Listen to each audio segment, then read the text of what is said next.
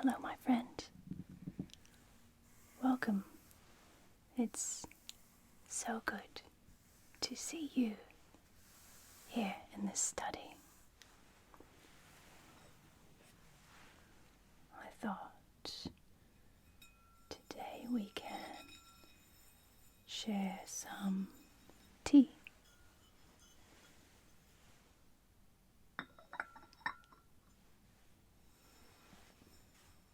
And I've brought a glass teapot with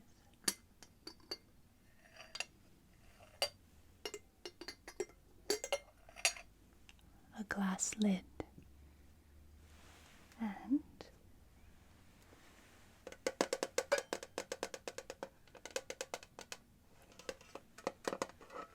a tin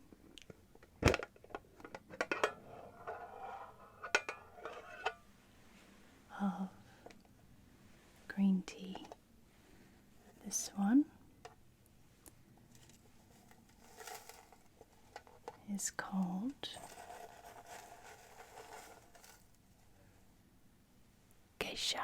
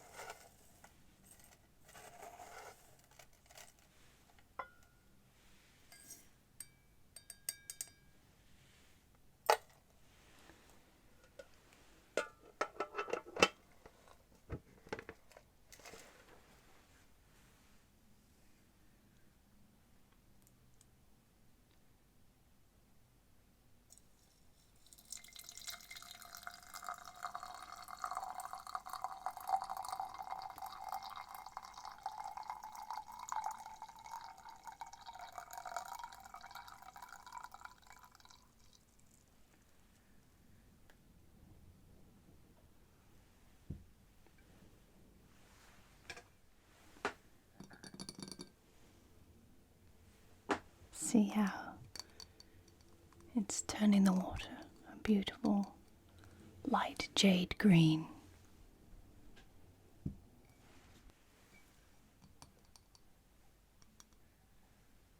And you can see the tea leaves floating around inside. There. Look at that. And up.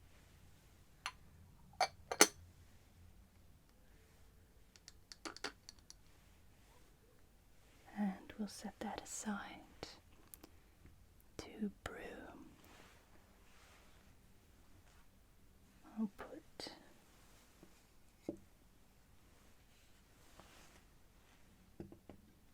something under it to protect the table from the heat. And we should have some biscuits.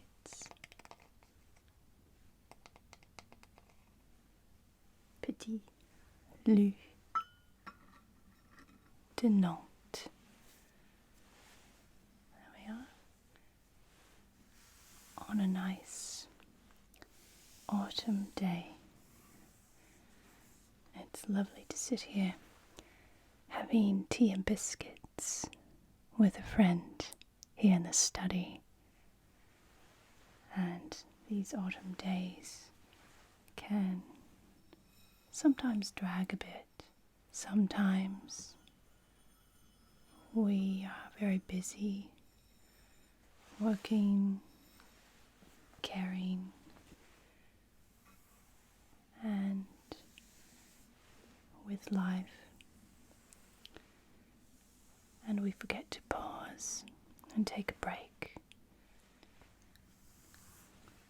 So let's pour ourselves some beautiful green geisha tea.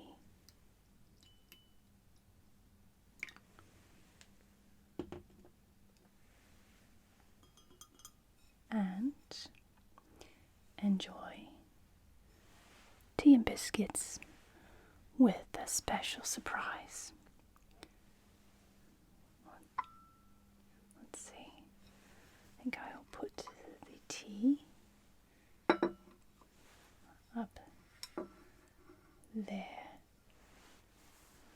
so you can reach the biscuits.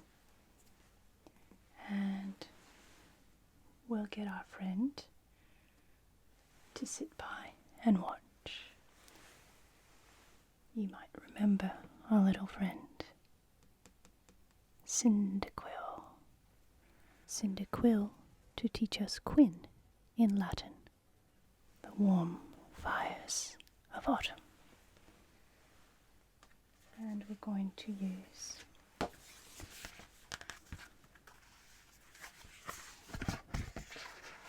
our Rodia notepad and pens and pencils,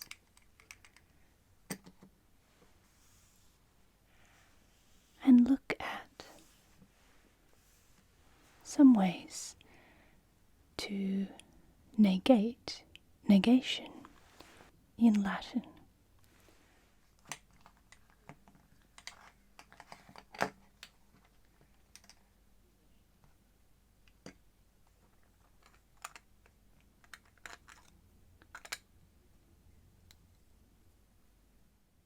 Looking at the words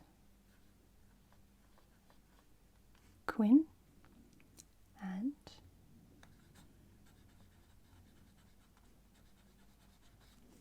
Quominus. Now this one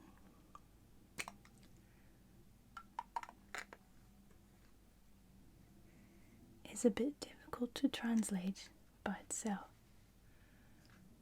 Just looking at Quin, we can see, we have to change pens one more time. I'm going to put all the Latin in ink and the translations and notes in pencil. So we can see that this looks like qui with an N, which is exactly what this is. So don't be fooled when you see this in text. It is a relative pronoun qui plus a negative attached to it, which means who,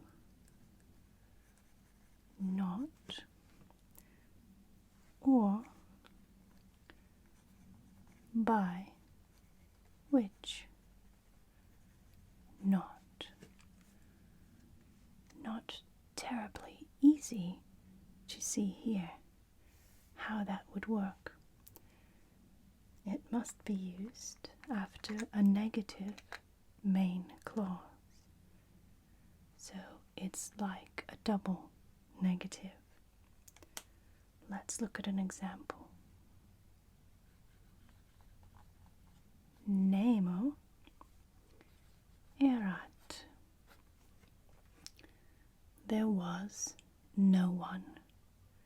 Nemo erat. Quin, who did not do something.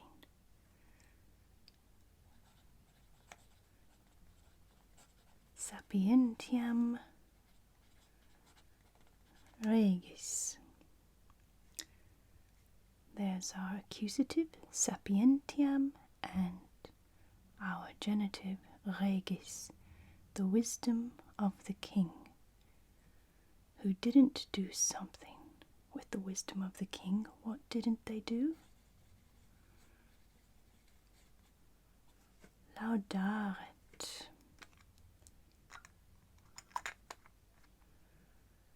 Praise. And this is our third person singular past subjunctive with a sort of a sense of result. There was no one who, qui laudaret, did not praise the wisdom of the king.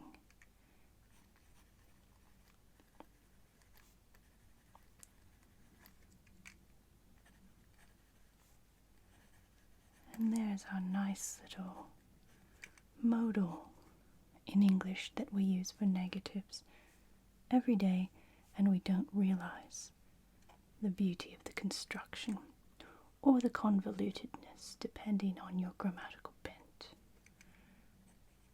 And there's our verb, our meaning, who did not praise the king's wisdom.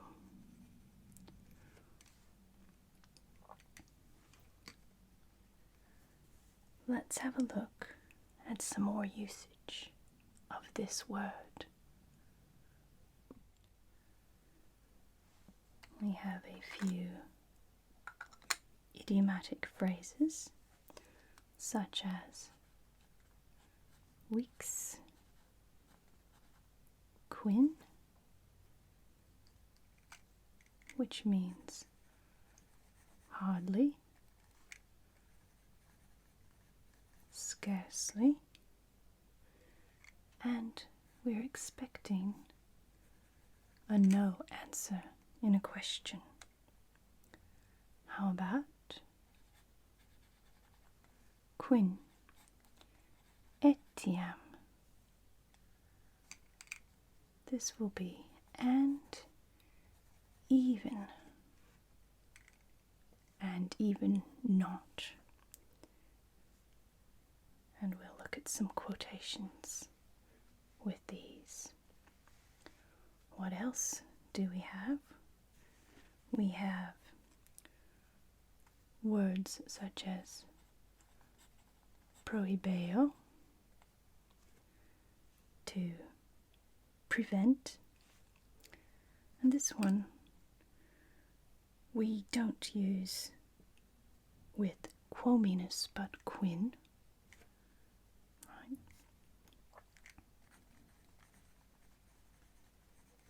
To prevent, and then we have an accusative and an infinitive construction after that, just like reported speech. We can also have nego, to deny, and this will be again like prohibeo in indirect speech or a indirect statement, and that is to deny or say that not. We also have, one more, impedio, wrong conjugation there, impedio, and this is to hinder or to prevent, as in prohibeo, and all of these. Oh, we've got one more. Lest I forget, we have dubio, doubt, and all of these can be used with Quin. And let's do one more example before we get into some quominus. So a good one here. Kiwis,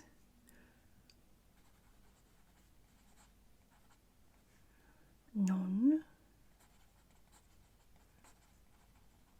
dubitabant Quin hostes.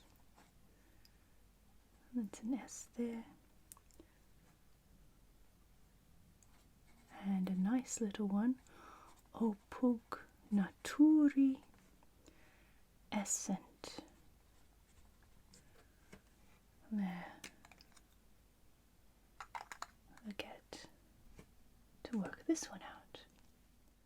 So we have our subject, kiwis, the citizens, and we have non dubitabant, were not doubting, did not doubt, were not in the habit of doubting.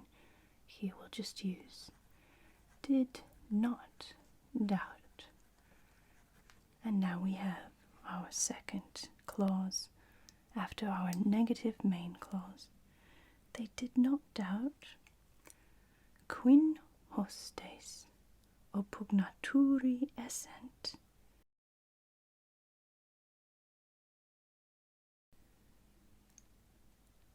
Our future participle, oppugnaturi and essent, about to attack, were, and quin hostes, don't forget the negative. Because this is a negative, in Latin we have our non quin.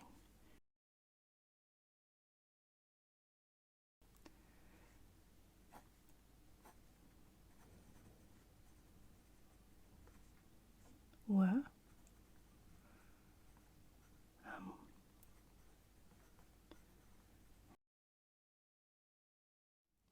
so we have the citizens did not doubt, and this quin acts as our connector, our conjunction.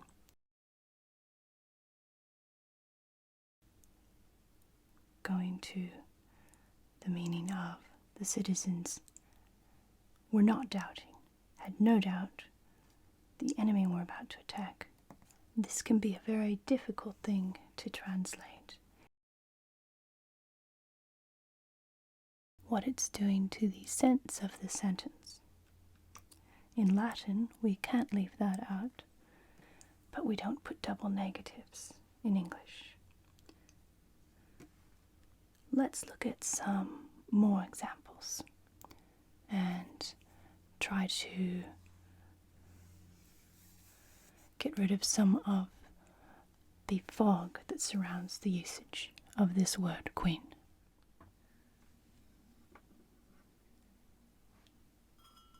Did you forget about our lovely green tea? Look at that.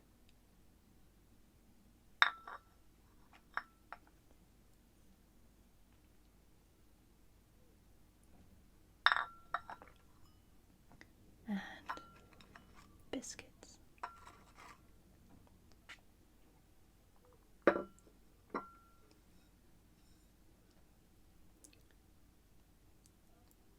Very nice. Salted, sweet lou biscuits. Gives us some energy to get back to our quin. Let's do another example. Another one with doubt. Non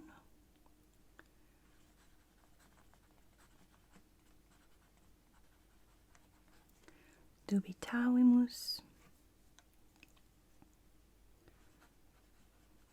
quin, and I haven't left myself very much space, but I'm going to write over that.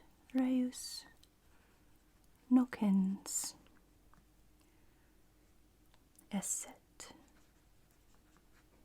Another subjunctive, because it's an indirect statement. So here we have non dubitavimus. Again, past, but this time perfect.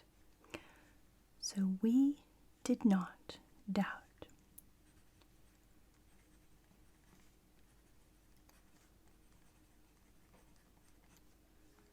And there is our quin. Let's look at the last clause there. Reus the accused, the accused person, and nokens, guilty, esset, might have been or was. So we need, in English, for our translation, a conjunction. And here we have our relative qui with the negative. We did not doubt that the accused was guilty, or we had no doubt that the accused was guilty. In different ways we can translate this into English, and we don't use this negative. Let's do another one.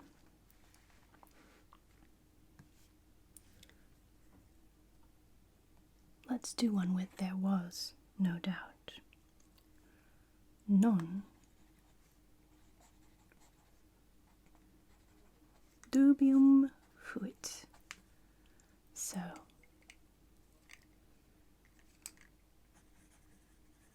there was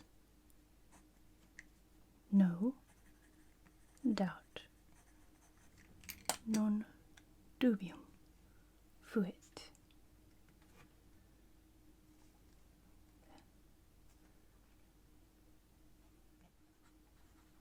Quin, there's our quin, and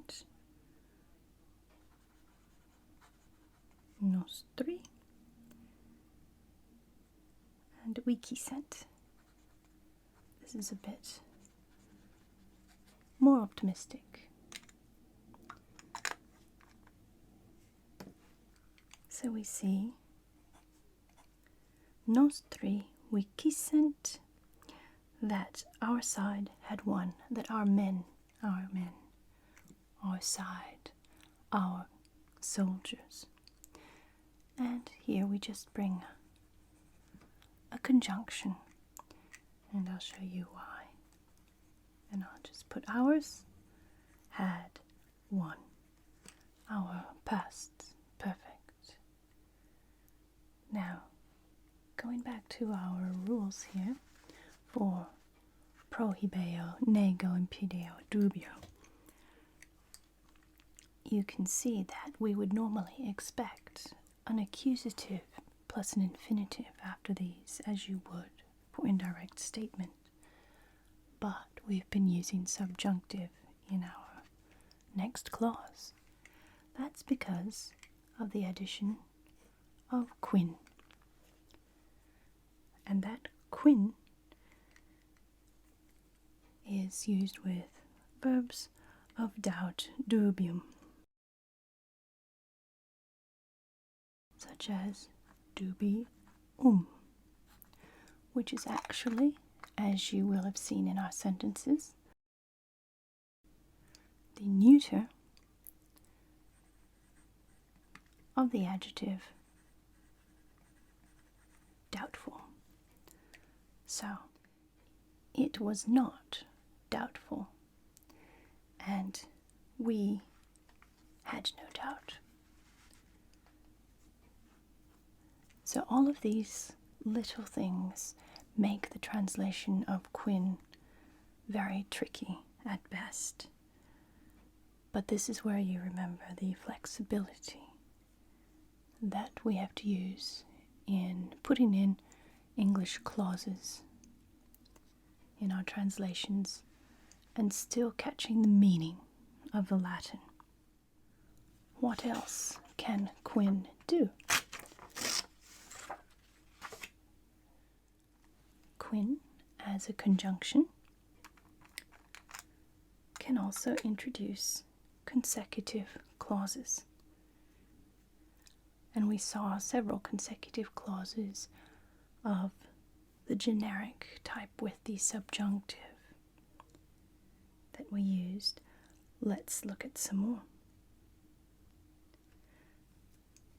So, for example, Quin replaces ut, non. Remember our consecutives after a negative clause.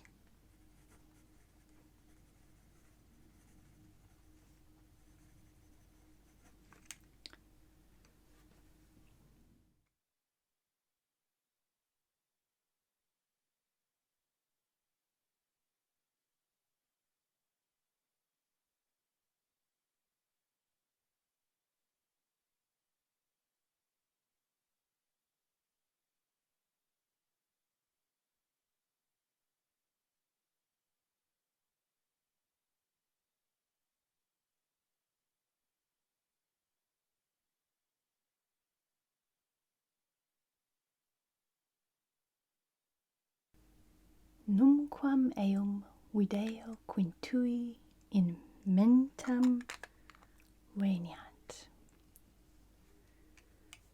And here we have eum and video. I see him. What shall we do with quin and numquam? So, tui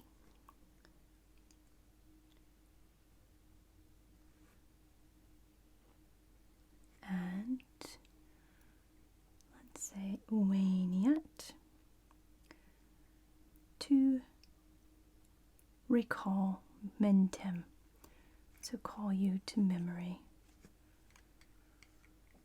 or come to memory. So mentem veniat, remember. Or we can say recall, in mentem.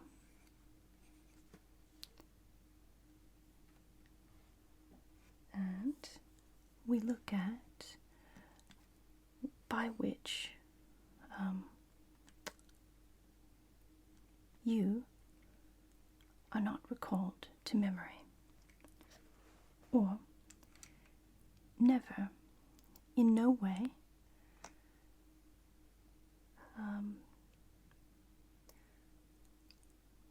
do I see him, by which you are not recalled to memory. Let's put that into nice English. I never see him.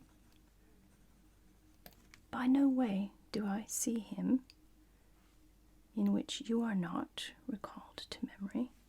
So in English, without remembering, thinking about, recalling, in our English we can use a gerund, you. So we've picked that apart just by rewording our numquam and quin. We also have an in mentem veniat. So we've changed the subject in the second clause to agree with the subject of the first one, video. And there you have the meaning of quin, by which I do not recall you, or by which you are not recalled. And it's almost a trick because we still have no subject that jumps out for that second clause. We have to reword it in our English translation. Let's do another tricky one and try to unpick some more. So, nullum. Diem. Oh, I put an R. I'll fix that in a minute.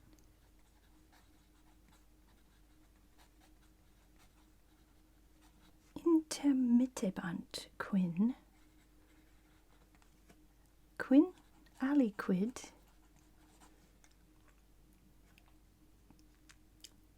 dicerent. So can you find the subject for that second clause? Is it immediately apparent? So we've got nullum diem.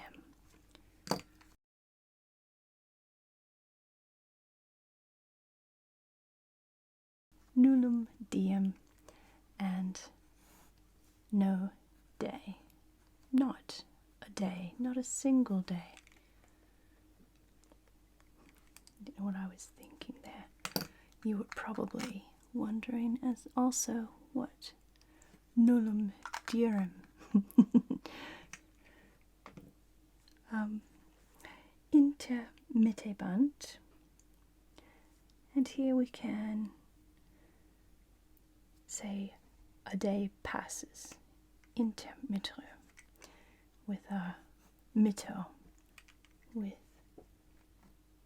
our mittere.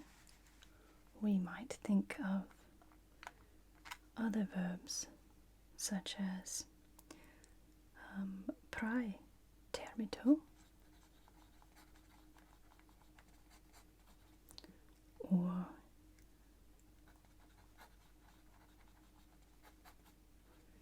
intermitto, intercedo. So all of our verbs of allowing something passage. So here we can see I let pass, I allow to pass, and intercedo, I pass by. So knowing that, let's look at our intermittebant nullum diem. They did not allow a single day to pass. Quin, by which aliquid dicerent. And here we go with another quid. Aliquid. This is anything. So here's our Latin double negative. Quin and aliquid, not anything. Which should be discerent. That makes more sense than saying it, doesn't it? Disceo, to learn rather than to say. Dicere. So we've got they did not let a single day pass by which nothing was learnt. Or let's put that into better English. So they let no day pass without learning, again, our gerund in English, and something. And that is a beautiful thought for every day. Let no day pass without learning something. And there we have our Quin, and we are on fire with Cyndaquil and our tea. It's been lovely to have you here for tea and biscuits and Latin on a lazy afternoon in the autumn.